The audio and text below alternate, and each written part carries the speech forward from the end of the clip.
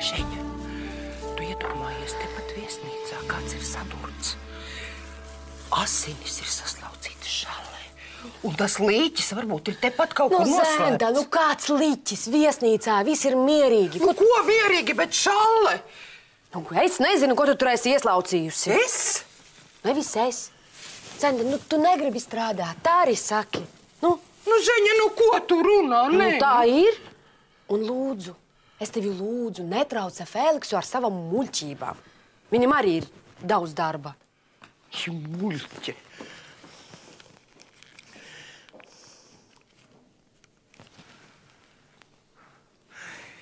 Indulīti, tu vari tagad atnākt uz viesnīcu.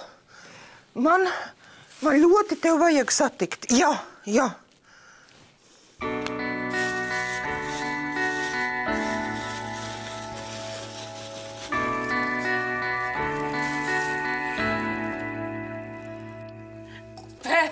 Feliks, ko tu dari? Paskaties uz sevi, ka tāds sīvēns. Kāds sīvēns? Ka mājās ņem ar rociņu dešu, tad tu saki, mans pupsīgs.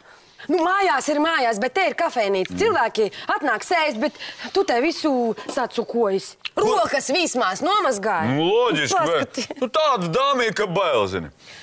Klausies, Gunārs tikko ar Janci aizlidoja uz Vāciju. Ko, Viņam tur būs par ko uztraukties. Zini, es negribu, lai viņš pēc tam psiho par sacūkotu ēdienu neapmierinātiem klientiem. Ko tu cepies, sieviete? Tu apsolīji viņam pieskatīt kafejnīcu. Es varu pieskatīt, es pārbaudu, vai desa laba. Jā?